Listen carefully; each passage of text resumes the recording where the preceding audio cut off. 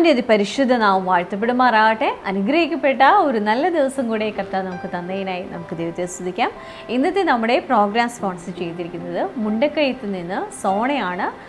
Sister നമ്മളോട് പ്രാർത്ഥിക്കാനായി പറഞ്ഞിരിക്കുന്നത് sister വിവാഹം നടക്കണം, അതുപോലെ തന്നെ അനുഗ്രഹിക്കപ്പെട്ട ഒരു ഭവനമുണ്ടാകണം, സാമ്പത്തികമായിട്ട് അനുഗ്രഹിക്കപ്പെടണം. ഒരു നിമിഷം അതിനായി പ്രാർത്ഥിക്കാം. സ്വർഗീയ പിതാവേ, സോണയെ അനുഗ്രഹിക്കുന്നപ്പ യേശുവിൻ്റെ നാമത്തിൽ കർത്താവേ, അനുഗ്രഹിക്കപ്പെട്ട ഒരു ദൈവപൈതൽ സോണയ്ക്കുടെ ജീവിതത്തിലേക്ക് വരുവാനിടയായി തീരട്ടെ അപ്പ. ഈ വർഷം തന്നെ വിവാഹം നടക്കട്ടെ അപ്പ. Thank you Jesus. കർത്താവെ, അനുഗ്രഹിക്കപ്പെട്ട ഒരു ഭവനമുണ്ടാവട്ടെ. അതോടൊപ്പം തന്നെ സാമ്പത്തികമായിട്ട് കർത്താവെ എല്ലാ പ്രതിസന്ധികളും മാറിപ്പോട്ടെ അപ്പ. ദൈവിക നന്മകൾ കൊണ്ട് നിറച്ചാട്ടെ അപ്പ. കർത്താവെ, അവിടുത്തെ അനുഗ്രഹത്താലാണ് അപ്പ സമ്പത്തുണ്ടാകുന്നത്. കർത്താവെ, ഈ കുടുംബം അത് അനുഭവിക്കട്ടെ അപ്പ. Thank you Jesus, thank you Jesus.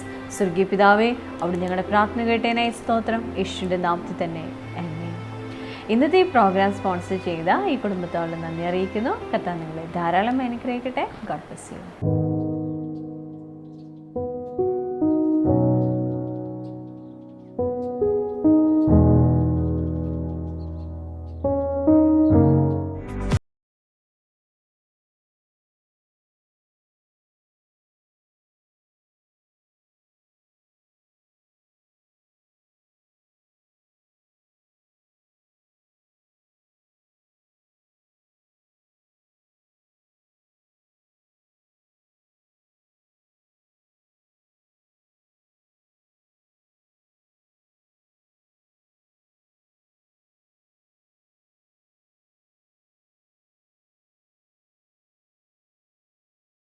ഇന്ന് കേൾക്കാനായി പോകുന്നത് എങ്ങനെയാണ് നമ്മുടെ ജീവിതത്തിൽ ശാപം വരുവാനിടയായിത്തീരുന്നത് എന്നാണ്. കാരണം കൂടാതെ ശാപം നമ്മുടെ ജീവിതത്തിൽ വരികയില്ല. ദൈവജനം എന്താണ് ശാപത്തെക്കുറിച്ച് പഠിപ്പിക്കുന്നതെന്ന് നമുക്ക് കേൾക്കാം. ശ്രദ്ധയോടെ കേട്ടാട്ടെ.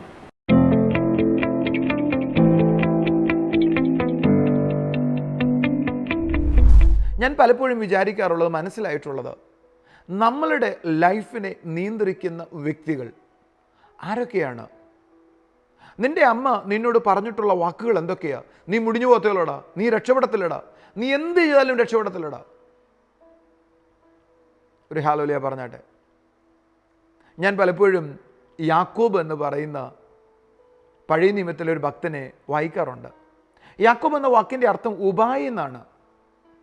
അവൻ്റെ അമ്മ, അവൻ്റെ അപ്പൻ അവന് പേരിട്ടത് യാക്കോബ് എന്ന, ഉപായി എന്ന പേരിട്ടത്. നിങ്ങളൊന്ന് ശ്രദ്ധിക്കാവോ? അവനെ ചെറുപ്പം മുതലേ ചുറ്റുപാടുള്ള ആളുകൾ വിളിക്കുന്നത്, എടാ ഉപായിയെ ഇങ്ങോട്ട് പോടാ. ഉപായി എന്ന് പറഞ്ഞാൽ കള്ളത്തരം കാണിക്കുന്നവനെ ഇങ്ങോട്ട് പോടാ, തരികിടക്കാരാ ഇങ്ങോട്ട് പോടാ. നിങ്ങളൊന്ന് ചിന്തിച്ചു നോക്കിയേ, ചെറുപ്പത്തിലെ അവൻ കേട്ട് വളർന്നത് ഉപായി എന്ന് വിളി കേട്ടോണ്ടാ. സൗരങ്ങളെ, അവൻ്റെ അമ്മ, അവൻ്റെ അപ്പൻ അവനെ വിളിച്ച ആ വിളിയുടെ ഫലം കുറച്ച് നാളുകൾക്ക് ശേഷം നമുക്ക് കാണാൻ കഴിയാം. ഒന്ന്, അവൻ തൻ്റെ ജ്യേഷ്ഠനെ പറ്റിച്ചു. രണ്ട്, അവൻ തൻ്റെ അപ്പനെ പറ്റിച്ചു. നിങ്ങൾ ആരെങ്കിലും എൻ്റെ കൂടെ ഉണ്ടോ സൗരങ്ങളെ? ഒരു നല്ല ഹാലുലേ പറഞ്ഞാട്ടെ. അവൻ്റെ അപ്പനെ പറ്റിച്ചപ്പോഴും ജ്യേഷ്ഠനെ പറ്റിച്ചപ്പോഴും അവന് വലിയ കുറ്റബോധമൊന്നുമില്ല. കാരണം അവൻ്റെ മനസ്സ് മുഴുവൻ ഉപായി എന്ന് വിളി കേട്ട് അവൻ്റെ മൈൻഡ് മുഴുവൻ ഉപായി, കള്ളത്തരം ചെയ്യുന്നവൻ എന്ന ബോധ്യത്തിലേക്ക് വന്നു. ദൈവം അവനെ സന്ദർശിച്ചപ്പോൾ, യാക്കോബിനെ ദൈവം സന്ദർശിച്ചപ്പോൾ ദൈവം ഏറ്റവും ആദ്യം ചെയ്തത് യാക്കോബിൻ്റെ പേര് മാറ്റുകയാണ്. ഉപായി എന്ന പേര് ദൈവം മാറ്റിക്കളഞ്ഞു. എന്നിട്ട് അവനെ ഇസ്രായേലേ എന്ന് വിളിച്ചു ദൈവം. നമുക്ക് ഒത്തിരി ചിന്തിക്കാൻ പറ്റും. സൗരങ്ങളെ, നിങ്ങളെ വിളിക്കുന്നത്, നിങ്ങളെ പറയുന്നത് നിങ്ങളുടെ ലൈഫിൽ വന്നുകൂടായികയില്ല. ഇന്ന് നിങ്ങൾ അനുഭവിക്കുന്ന പല കഷ്ടങ്ങളുടെയും ഒരു രഹസ്യം നിങ്ങളുടെ അമ്മ നിങ്ങളെ നോക്കി പറഞ്ഞു കാണും, നീ എവിടെ ചെന്നാലും രക്ഷപ്പെടത്തില്ലടാ. നിന്റെ അപ്പൻ നിങ്ങളെ നോക്കി പറഞ്ഞിട്ടുണ്ട്, നീ എന്തെങ്കിലും ചെയ്തതിൻ്റെയോ പ്രവർത്തിച്ചതിൻ്റെ അനന്തരഫലമായി അവരുടെ ഹൃദയത്തിൽ നിന്ന് നീ രക്ഷപ്പെടത്തില്ല എന്ന് പറഞ്ഞിട്ടുണ്ടെങ്കിൽ, ഞാൻ നിങ്ങളോട് പറയാം സൗരങ്ങളെ, നിങ്ങൾ അധ്വാനിക്കുന്നത് പോലെ രക്ഷപ്പെടണമെന്നില്ല. Hallelujah, hallelujah. ഞാൻ രണ്ടാമതൊരു കൂട്ടരെ പറയാം. അപ്പനമ്മ എന്നതുപോലെ തന്നെ നിങ്ങളെ സ്കൂളിൽ പഠിപ്പിച്ച അധ്യാപകർ, നിങ്ങളുടെ മുകളിലാക്കിയിരിക്കുന്ന നേതൃത്വം, നിങ്ങളുടെ മുകളിലായിരിക്കുന്ന പാസ്റ്റർ, ഒരു നല്ല ഹാലോലിയ പറഞ്ഞാട്ടെ. ചില ആളുകൾ ചോദിക്കാറുണ്ട്, ചില പാസ്റ്റേഴ്സ് എന്തു പറഞ്ഞാലും ശാപമൊക്കെ പറയത്തുള്ളൂ, നീ ചർച്ചിൽ നിന്ന് പോയാൽ നീ മുടിഞ്ഞു പോവും. അതൊന്നുമല്ല ഞാൻ ഈ പറയുന്നത് കേട്ടോ. ആ പാസ്റ്ററിനെ നേരെ ഉളവാക്കുന്ന വേദനാജനകമായ ചില സംഭവങ്ങൾ നിമിത്തം ഹൃദയത്തിൽ നിന്ന് അയ്യോ ഈ മനുഷ്യൻ എന്നോട് ഇങ്ങനെ ചെയ്തല്ലോ എന്ന് ആ പാസ്റ്ററിന് തോന്നിയിട്ട് നിങ്ങളുടെ ആ പാസ്റ്ററിൻ്റെ മനസ്സ് വേദനിക്കാൻ ഇടയായാൽ സൗരങ്ങളെ, ഒരു പക്ഷേ നിങ്ങളുടെ ലൈഫിലേക്ക് ചില അനർത്ഥങ്ങൾ വരാം. നിങ്ങൾ എൻ്റെ കൂടെ എത്തിയെന്ന് ഞാൻ വിചാരിക്കുന്നത്. നമ്മുടെ അപ്പൻ, നമ്മുടെ അമ്മ, നമ്മുടെ മുകളിലുള്ള അധികാരങ്ങൾ, അവർ പറയുന്ന വാക്കുകൾക്ക് പ്രായോഗികതയുണ്ട്. പ്രധാനമായും അത് ശ്രദ്ധിക്കേണ്ടതാണ്. ഒരിക്കൽ എൻ്റെ അടുക്കൽ ഒരു പ്രവാചകി ഒരു ദൂത് പറഞ്ഞു ഇന്നത്തെ പോലെ ഞാൻ ഓർമ്മിക്കുന്നു. പറഞ്ഞ ദൂത് ഇങ്ങനെയാണ്. എന്നോട് കുറേ ആലോചനകൾ നല്ലത് പറഞ്ഞു കേട്ടോ. പക്ഷെ അത് എല്ലാം ശരിയായിരുന്നു താനും. പക്ഷെ അതിൻ്റെ അവസാനം എന്നോട് പറഞ്ഞൊരു വാചകം, താങ്കളുടെ കാറ് ഒരു മരത്തിൽ ചെന്ന് ഇടിക്കുന്നതും താങ്കൾ രക്തത്തിൽ കുളിച്ച് കിടക്കുന്നതും എനിക്ക് കാണാം. ഞാൻ ആ നിമിഷം തന്നെ ആ പ്രവാചിയുടെ വാക്കിനെ മുറിച്ചു കളഞ്ഞു. ഞാൻ പറഞ്ഞു, എൻ്റെ കാറ് ഒരു മരത്തിൽ ഇടിക്കേണ്ട കാര്യമൊന്നുമില്ല, ഞാൻ രക്തത്തിൽ കുളിച്ച് ചാവേണ്ട കാര്യമില്ല. എന്നിട്ട് അടുത്ത വാചകം ഞാൻ അവരോട് പറഞ്ഞു, ഒരു പക്ഷേ സുവിശേഷ വിരോധികൾ എൻ്റെ കഴുത്ത് വെട്ടിക്കൊന്നെന്ന് വരാം, അത് ഞാൻ അക്സെപ്റ്റ് ചെയ്യും. സുവിശേഷത്തിന് വേണ്ടി മരിക്കുവാൻ തയ്യാറായിട്ട് ഞാനും സുവിശേഷ വിലക്കിറങ്ങി. ഒരു ഹാലോലിയ പറഞ്ഞാട്ടെ. എന്നാൽ ശ്രദ്ധിച്ചു കേൾക്ക്, വണ്ടി ഇടിച്ച് വഴി കിടന്ന് ചോര ഒഴുകി മരിക്കേണ്ട ആവശ്യമില്ലല്ലോ. ഞാൻ ആ വാക്കിനെ ബ്രേക്ക് ചെയ്ത് കളഞ്ഞു. ഞാൻ ആ വാക്കിനെ നോക്കിയിട്ട് പറഞ്ഞു, പിശാചേ, നിനക്ക് അപകടത്താൽ അനർത്ഥത്താൽ എന്നെ തൊടാൻ പറ്റത്തില്ല എന്ന് പറഞ്ഞ് ഞാൻ ആ വാക്കുകളെ ബ്രേക്ക് ചെയ്തു. കാരണം ആ വാക്കുകൾക്ക് ശക്തിയുണ്ട്. നിങ്ങൾക്ക് നേരെ പറയുന്ന തിന്മയുടെ വാക്കുകൾക്ക് ശക്തിയുണ്ട്. സൗരങ്ങളെ, നിങ്ങൾക്ക് നേരെ പറഞ്ഞ തിന്മയുടെ വാക്കുകൾ നിങ്ങളുടെ ഓർമ്മയിലുണ്ടെങ്കിൽ സൗരങ്ങളെ ശ്രദ്ധിക്കൂ, നിങ്ങൾക്ക് അത് ഇന്ന് പകൽ ബ്രേക്ക് ചെയ്യാനായി കഴിയണം. നിങ്ങൾ എങ്ങനെയാണ് അതിനെ ബ്രേക്ക് ചെയ്യേണ്ടത്? ഒന്ന്, യേശു കർത്താവ് എൻ്റെ ശാപങ്ങൾ വഹിച്ചു എന്ന് വിശ്വസിക്കണം. രണ്ട്, നിങ്ങൾ പറയണം, വാക്കുകളാൽ എൻ്റെ ലൈഫിലേക്ക് വന്ന്, ശാപവാക്കുകളാൽ എൻ്റെ ലൈഫിലേക്ക് വന്ന് പിശാചിൻ്റെ പ്രവൃത്തികൾ യേശുവിൻ്റെ നാമത്തിൽ മാറിപ്പോട്ടെ എന്ന് നിങ്ങൾ പറയണം. ഒരു പാസ്റ്ററല്ല പറയേണ്ടത്, നിങ്ങൾ പറയണം. നിങ്ങൾ എൻ്റെ കൂടെ എത്തിയെന്ന് ഞാൻ വിശ്വസിക്കുന്നത്. ഞാനിന്ന് ഒരേ ഒരു ചിന്ത മാത്രമേ പറയുന്നുള്ളൂ. നിങ്ങൾ ശ്രദ്ധിച്ചു കേട്ടാട്ടെ. വാക്കുകൾ, ശാപഗ്രസ്തമായ വാക്കുകൾ നമ്മുടെ ലൈഫിലേക്ക് പല അനർത്ഥങ്ങളും കൊണ്ടുവരാം. യേശു നോക്കിയിട്ട് ആ അത്തിമരത്തെ ശപിച്ചപ്പോൾ അത് സംഭവിച്ചതുപോലെ ബൈബിളിൽ ഒരു ഇൻസിഡൻറ്റും കൂടെ നമുക്കൊന്ന് വായിക്കാം. സംഖ്യാപുസ്തകത്തിലേക്ക് വരാം. 23-ാം അധ്യായം എടുക്കാം, 7-ാം വാക്യം മുതൽ വായിക്കാം. അപ്പോൾ അവൻ സുഭാഷിതം ചൊല്ലിത്തുടങ്ങിയത്, ബാലാക്ക് എന്ന അരാമിൽ നിന്ന് മോവാബ് രാജാവ് പൂർവ്വദേശത്തിൽ നിന്ന് വരുത്തി. ബാലാക്ക് എന്നെ അരാമിൽ നിന്ന് മോവാബ് രാജാവ് പൂർവ്വ പർവ്വതങ്ങളിൽ നിന്ന് വരുത്തി ചെന്ന് യാക്കോബിനെ ശപിക്ക എന്നും ചെന്ന് ഇസ്രായേലിനെ പ്രാകുക എന്നും പറഞ്ഞു. ബാലാക്ക് എന്ന് പറയുന്ന ഒരു പ്രവാചകനെ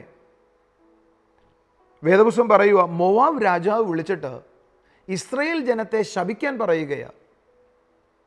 ഇസ്രായേൽ ജനത്തെ നോക്കിയിട്ട് പല സ്ഥലത്ത് നിന്ന് ബാലാക്ക് എന്ന് പറയുന്ന ആ പ്രവാചകനെ കൊണ്ട് ശപിപ്പിക്കുവാൻ ശ്രമിപ്പിക്കുന്നത് കാണാം. സൗരങ്ങളെ, എന്തുകൊണ്ടായിരിക്കും ഒരു ജാതീയ രാജാവ്, അല്ല ഒരു രാജാവ് തന്നെ ഒരു മന്ത്രവാദി അല്ലെങ്കിൽ ഒരു പ്രവാചകനെ വിളിച്ചിട്ട് ശാപവാക്കുകൾ പറയാൻ പറഞ്ഞത്? വളരെ സിമ്പിളാണ്. ആ പ്രവാചകൻ്റെ വാക്കുകൾ പറഞ്ഞ് ആ വാക്കുകൾക്ക് ഒരു ബലമുണ്ട്. ആ വാക്കുകൾ അതുപോലെ സംഭവിച്ചുകൂടായികയില്ല. ആ രാജാവിന് ആ കാര്യം ബോധ്യമുണ്ട്. ആ ബോധ്യമുള്ളത് കൊണ്ടാണ് ഇസ്രായേൽ ജനത്തെ നോക്കിയിട്ട് ശപിക്കുവാനിടയായത്. പക്ഷേ നമുക്ക് വളരെ വ്യക്തമായി കാണാം, ബാലാക്ക് ഇസ്രായേൽ ജനത്തെ ശപിച്ചില്ല. സംഖ്യാപുസ്തകം 23:20 വാക്ക്, അനുഗ്രഹിപ്പാൻ എനിക്ക് കൽപ്പന ലഭിച്ചിരിക്കുന്നു, അവൻ അനുഗ്രഹിച്ചിരിക്കുന്നു, എനിക്ക് അത് മറച്ചുകൂടാ. യാക്കോബിൽ തിന്മ കാണുവാനില്ല, ഇസ്രായേലിൽ കഷ്ടത ദർശിപ്പാനുമില്ല. അവൻ്റെ ദൈവമായ യഹോവ അവനോട് കൂടെ ഇരിക്കുന്നു, രാജകോലാഹലം അവരുടെ മധ്യയിലുണ്ട്. ഒരാൾ കാരണം കൂടാതെ നിന്നെ ശപിച്ചാൽ അത് നിൻ്റെ തലയിൽ വരുമോ? ഒരു നാളുമില്ല സഹോദരങ്ങളെ. പക്ഷെ കാരണമുണ്ടെങ്കിൽ അതിന് ഇടമുണ്ടെന്നാണ് ഞാൻ മനസ്സിലാക്കുന്നത്. ഒരു ഹാലോലിയ പറഞ്ഞാട്ടെ, ശബ്ദയോർത്തിൽ ഹാലോലിയ പറഞ്ഞാട്ടെ. നിങ്ങളോട് ഒരു ചെറിയ ചിന്ത ഞാൻ ചോദിക്കുക. നിങ്ങളുടെ തലയിൽ ആരെങ്കിലും ശാപവാക്ക് പറഞ്ഞത് കിടപ്പുണ്ടോ? ഒരിക്കൽ ഞാനൊരു കൗൺസിലിംഗ് കൊടുക്കുകയാണ്. ആ കൗൺസിലിംഗ് കൊടുക്കുന്നതിനിടയിൽ ആ വ്യക്തി എന്നോട് സംസാരിച്ചപ്പോൾ എനിക്ക് മനസ്സിലായി, അയാൾ അയൽപക്കത്തുള്ള ഒരാളുടെ വസ്തു കുറച്ച് അപഹരിച്ചിട്ടുണ്ട്. അതൊരു പ്രായമുള്ള പാവപ്പെട്ട ഒരു വീട്ടിലെ ആളുടെ വസ്തുവാണ്. സത്യത്തിൽ അപഹരിച്ചത് ആ കുടുംബം അറിഞ്ഞപ്പോൾ ഇയാൾ തൻ്റെ പണമെടുക്കും കഴിവും കൊണ്ട് അതിനെ ജയിച്ചു.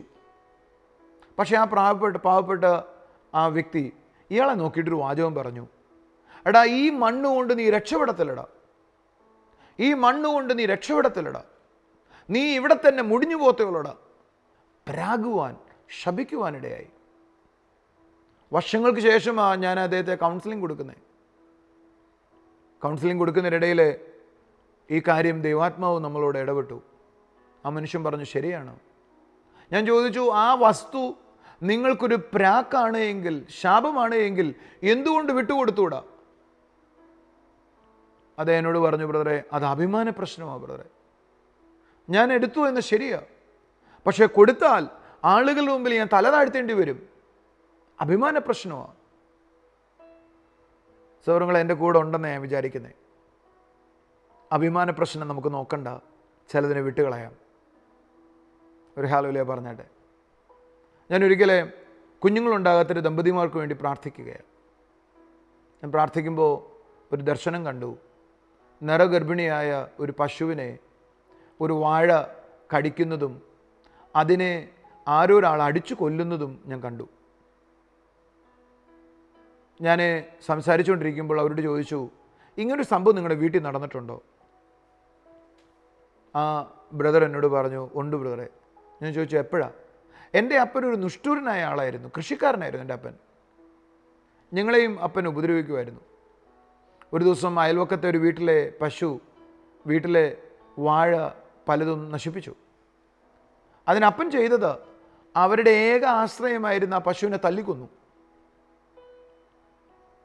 സൗരങ്ങളെ, ഇന്ന് അവരെൻ്റെ മുമ്പിൽ വന്നിരിക്കുമ്പോൾ എനിക്ക് ആദ്യം വെളിപ്പെട്ട കാര്യം ആ കുടുംബത്തിലെ ഈ സംഭവിച്ച ഇൻസിഡൻ്റാണ്. ഞാൻ നിങ്ങളോടൊരു വാക്ക് പറയട്ടെ, നിങ്ങൾ എന്നെ ശ്രദ്ധിക്കുന്നോ? നമ്മളുടെ ഉള്ളിൽ ഇങ്ങനൊരു കാര്യം ഉണ്ടെന്നറിഞ്ഞാൽ ചിലതിനെ ക്രമീകരിക്കുവാൻ നമ്മളെ ദൈവം സഹായിക്കട്ടെ. എൻ്റെ അപ്പൻ ആ ചെയ്ത പ്രവൃത്തിയുടെ ഫലം ഞാൻ അനുഭവിക്കേണ്ട. എന്തുകൊണ്ട് അനുഭവിക്കേണ്ട? യേശു കർത്താവ് കാൽവറിയിൽ എനിക്ക് വേണ്ടി ശാപമായി തീർന്നു. ഞാൻ അനുഭവിക്കേണ്ട ശാപം അവൻ അനുഭവിച്ചു. ഞാൻ അനുഭവിക്കേണ്ട ശാപത്തിൻ്റെ ശിക്ഷ അവൻ അനുഭവിച്ചു. പക്ഷെ നമുക്ക് ചിലത് തിരിച്ചറിവുണ്ടെങ്കിൽ, ഞാനത് അപഹരിച്ചത് എന്നതിനെക്കുറിച്ച് എനിക്ക് അറിവുണ്ടെങ്കിൽ അതിന് തിരിച്ചു കൊടുക്കുവാനും നമ്മൾ ബാധ്യസ്ഥരാണ്. ഒരു നല്ല ആമേൻ പറഞ്ഞാട്ടെ, ഹല്ലേലൂയ പറഞ്ഞാട്ടെ. സഹോദരങ്ങളെ, ഞാനൊരു വാക്ക് അവസാനിപ്പിക്കുന്നതിനേക്കാൾ മുമ്പ് ഒന്ന് ശ്രദ്ധിച്ചാട്ടെ. ശാപവാക്കുകൾക്ക് ശക്തിയുണ്ടെന്ന് ഞാൻ പറഞ്ഞു.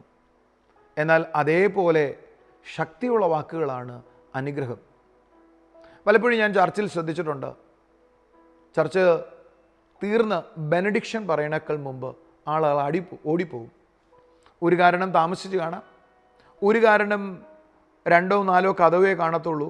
പ്രത്യേകിച്ച് ട്രിവാൻഡ്രം ചർച്ചിലൊക്കെ ഇറങ്ങിപ്പോകാൻ കതവുകൾ കുറവാണ്. അതുകൊണ്ട് തിരക്കൊഴിവാക്കാൻ ഓടുന്നവരുണ്ട്. ചില ആശീർവാദം കേൾക്കാൻ ആളുകളില്ല. പക്ഷേ ഞാൻ ആശീർവാദം കേൾക്കാൻ ആഗ്രഹിക്കാത്തവരോടൊരു വാചകം പറയട്ടെ, നിങ്ങൾ ആശീർവാദം കേട്ടിട്ടേ പോകാവൂ. ദൈവം ഒരാളെ അനുഗ്രഹിക്കുക എന്ന് പറയുമ്പോൾ അതിൻ്റെ വലിയ കാര്യമുണ്ട്. ഞാൻ കഴിഞ്ഞ ദിവസം എപ്പോഴും ആ വാചകം പഠിച്ചപ്പോൾ എനിക്ക് മനസ്സിലായി, ഒരു ദൈവഭൃത്യൻ അല്ല, ഒരു പിതാവ് അല്ല, ഒരു മാതാവ് അല്ല നിങ്ങളുടെ മുകളിൽ ദൈവം ആക്കിയിരിക്കുന്ന ഉയർന്ന സ്ഥാനത്തിലുള്ള ഒരാൾ നിങ്ങളെ നോക്കി അനുഗ്രഹിക്കപ്പെടും എന്ന് പറഞ്ഞാൽ, ഞാൻ നിങ്ങളോടൊരു വാചകം പറയാം. നിങ്ങൾ കല്യാണങ്ങൾക്ക് കണ്ടിട്ടുണ്ടോ മാതാപിതാക്കൾ അവരുടെ കുഞ്ഞുങ്ങളെ അനുഗ്രഹിക്കുന്നത്? ഞാൻ നിങ്ങളോടൊരു വാചകം പറയാം. ആ അനുഗ്രഹത്തിൻ്റെ വാക്കിനെ ബൈബിൾ പറയുന്ന ഡെഫിനിഷൻ, നിനക്ക് അനുഗ്രഹം അല്ലെങ്കിൽ സമൃദ്ധി, പ്രോസ്പെറിറ്റി, എല്ലാ വിധത്തിലും നന്മകൾ ഉണ്ടാകാൻ ദൈവിക ശക്തിയെ റിലീസ് ചെയ്യുകയാണ് അനുഗ്രഹിക്കുന്നയാൾ ചെയ്യുന്നത്. ഒരു ഹല്ലേലൂയ പറഞ്ഞാട്ടെ. ഞാൻ വിശ്വസിക്കുന്ന എൻ്റെ ചർച്ചിലുള്ള എല്ലാ കല്യാണങ്ങൾക്കും ഞാൻ വീട്ടിൽ പോയി പ്രാർത്ഥിക്കുന്നുവെങ്കിൽ ആ മാതാപിതാക്കളോട് കൂടെ ആ കുഞ്ഞുങ്ങളെ അനുഗ്രഹിക്കാൻ പറയാറുണ്ട്. അതിൻ്റെ കാരണം എന്താ? നിങ്ങൾ ഉൽപ്പത്തി പുസ്തകം വായിച്ചാൽ യാക്കോബ് അല്ലെങ്കിൽ ഇസ്രായേൽ ജോസഫിൻ്റെ മക്കളെ അനുഗ്രഹിക്കുന്നത് കാണാം. ജോസഫിൻ്റെ 2 മക്കളെ അനുഗ്രഹിക്കുക. മൂത്തവൻ്റെ തലയിലാണ് വലത്തെ കൈ വെക്കേണ്ടത്. പക്ഷെ മൂത്തൻ്റെ ഇളയവൻ്റെ കയ്യിലാണ് കൈ പിണച്ച് പിതാവ് വെച്ചത്. ജോസഫ് അത് കണ്ടിട്ട് പറഞ്ഞു, അപ്പാ ഇവനാണ് എൻ്റെ മൂത്തത്. ജോസഫിനോട് ഇസ്രായേൽ പറയുക, അതെനിക്കറിയാം, നിൻ്റെ വീട്ടിലെ ഈ രണ്ടാമത്തവൻ മൂത്തവനേക്കാൾ വലിയവനാകും. സൗരങ്ങളെ, അപ്പൻ അനുഗ്രഹിച്ച ആ അനുഗ്രഹം അവരുടെ തലയിൽ വന്നു. യാക്കോബ് ജോസഫിൻ്റെ മക്കളെ അനുഗ്രഹിച്ചതുപോലെ തന്നെ ആ തലമുറ സംഭവിച്ചു. നിങ്ങൾ എൻ്റെ കൂടെ ഉണ്ടെന്ന് ഞാൻ വിശ്വസിക്കുന്നത്. സൗരങ്ങളെ, അതിൻ്റെ അർത്ഥം അനുഗ്രഹം എന്ന വാക്ക് ഒരാൾ നിൻ്റെ തലയിൽ നോക്കി പറയുന്നുവെങ്കിൽ, നിൻ്റെ തലയിൽ കൈവച്ച് പറയുന്നുവെങ്കിൽ, നിങ്ങൾ അറിയേണ്ടത് നിങ്ങളെല്ലാ വിധത്തിലും സമൃദ്ധിയിലേക്ക് വരുവാൻ ദൈവത്തിൻ്റെ ശക്തിയെ ആ വ്യക്തി റിലീസ് ചെയ്യുകയാണ്. എന്നാൽ ശാപവും അങ്ങനെ തന്നെയാണ്. നിങ്ങൾ പിശാചിനാൽ പിടിക്കപ്പെടേണ്ടതിനെ ആ വാക്കുകൾ പിശാച് ഉപയോഗിക്കുന്നത് കാണുവാനായി കഴിയും. കർത്താവ് നമുക്ക് മുകളിലാക്കിയിരിക്കുന്നവരോട് നമുക്ക് സ്നേഹത്തോടും ബഹുമാനത്തോടും സംസാരിക്കുവാനും അവരിൽ നിന്ന് അനുഗ്രഹത്തെ നമ്മുടെ ജീവിതത്തിൽ പ്രാപിക്കുവാൻ തക്കോണം നമുക്ക് പരിശുദ്ധാത്മാവ് നമ്മളെ ഓരോരുത്തരെയും സഹായിക്കട്ടെ. നമുക്കിനി ചില സാക്ഷ്യങ്ങൾ കാണാം.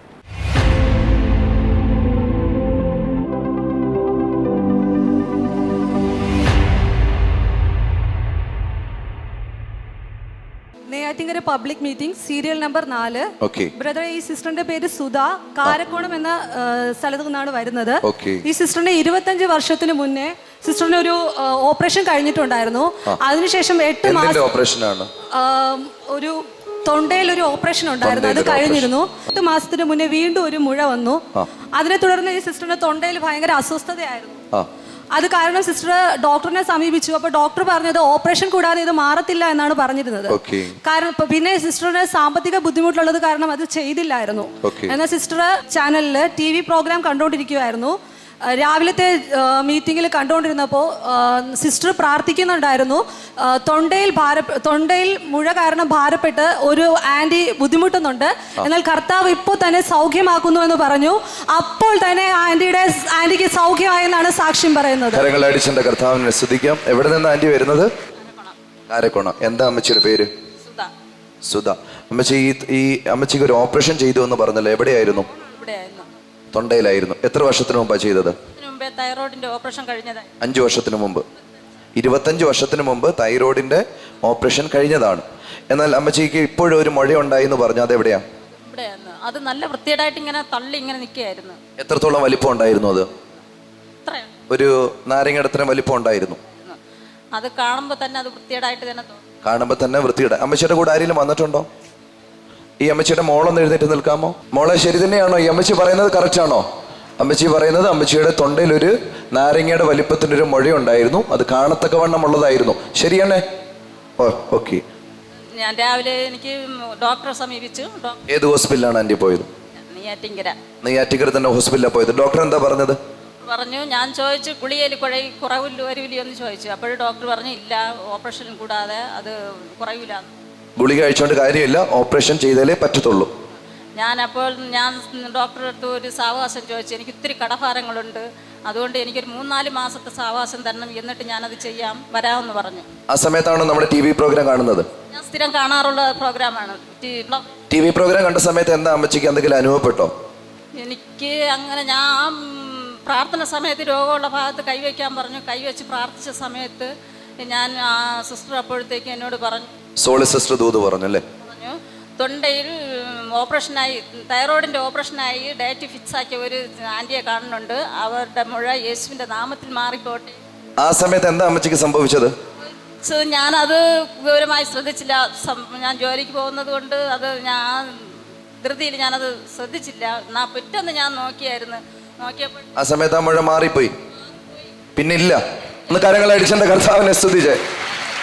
ആ നാരങ്ങയുടെ വലിപ്പത്തിലുള്ള മുഴ ആ TV പ്രോഗ്രാമിൽ സോളി സിസ്റ്റർ ദൂത് പറഞ്ഞ സമയത്ത് മാറിപ്പോയി. പിന്നെ ഹോസ്പിറ്റലിൽ പോയോ? ഇല്ല, ഞാൻ ഇനി ഒരു ടെസ്റ്റ് ഞാൻ ചെയ്യില്ല എന്ന് പറഞ്ഞു. പിന്നെ ഹോസ്പിറ്റലിൽ പോയിട്ടുമില്ല. ഒന്ന് കരങ്ങളെ അടിച്ചെന്റെ കർത്താവിനെ ഒന്ന് സ്തുതിച്ചേ. പോരാ, ശക്തിയോടെ കരങ്ങളെ അടിച്ചെന്റെ കർത്താവിനെ സ്തുതിച്ചേ. ഈ അമ്മച്ചിക്ക് കർത്താവ് അത്ഭുത വിടുതലാണ് കൊടുത്തിരിക്കുന്നത്. നാരങ്ങയുടെ വലിപ്പത്തിലുള്ള ഒരു മുഴ TV പ്രോഗ്രാമിലൂടെ സൗഖ്യമായതാണ് അമ്മച്ചി സാക്ഷീകരിക്കുന്നത്. Thank you. Neyyattinkara public meeting serial number 18. ബ്രദറെ, സിസ്റ്ററിന്റെ പേര് ബീന എന്നാണ്. നെയ്യാറ്റിങ്കര എന്ന സ്ഥലത്ത് നിന്നാണ് വരുന്നത്. സിസ്റ്ററിന്റെ ലൈഫിൽ ദൈവം ചെയ്ത 2 അത്ഭുത സാക്ഷ്യമാണ് ഷെയർ ചെയ്യാനുള്ളത്. ഒന്ന്, സിസ്റ്ററിന്റെ ഹസ്ബൻഡിന്റെ തൊണ്ടയിൽ നെല്ലിക്ക വലിപ്പത്തിന് 6 മാസമായിട്ട് മുഴ ഉണ്ടായിരുന്നു. അപ്പോൾ സിസ്റ്റർ പറയുന്നത് ഇവിടെ നെയ്യാറ്റിങ്കര ഹോസ്പിറ്റലിൽ കാണിച്ചു. ഡോക്ടേഴ്സ് 3 പ്രാവശ്യം ഓപ്പറേഷൻ ചെയ്യാൻ പോയി. എന്നാൽ അനസ്തേഷ്യ കൊടുക്കുന്ന സമയത്ത് അദ്ദേഹത്തിന്റെ വയറ് പെരുകി വരുമായിരുന്നു ഈ 3 പ്രാവശ്യവും. അത് കാരണം അവർക്ക് ഓപ്പറേഷൻ ചെയ്യാൻ തയ്യാറായില്ല. അങ്ങനെ സിസ്റ്റർ നമ്മുടെ തിരുവനന്തപുരം മെഡിക്കൽ കോളേജിൽ കൊണ്ടുവന്നു. അപ്പോൾ ഡോക്ടേഴ്സ് പറഞ്ഞു എന്താണെന്ന് വെച്ചാൽ അത് ഓപ്പറേഷൻ ചെയ്താൽ അദ്ദേഹത്തിന്റെ ലൈഫ് തന്നെ അപകടത്തിലാകും, അതുകൊണ്ട് അദ്ദേഹത്തിന് അത് കാരണം എന്തെങ്കിലും ബുദ്ധിമുട്ട് വരികയാണെങ്കിൽ അത് നമുക്ക് നോക്കാമെന്ന് പറഞ്ഞു. അങ്ങനെ ഇരിക്കെ 2016 നമ്മുടെ കാർത്തികയിൽ വെച്ചുള്ള മീറ്റിംഗിൽ ഇവർ കുടുംബമായി കടന്നു വന്നു. 2016 അപ്പോൾ ബ്രദർ അദ്ദേഹത്തിന്റെ ഹസ്ബൻഡിന് വേണ്ടി പ്രാർത്ഥിച്ചു.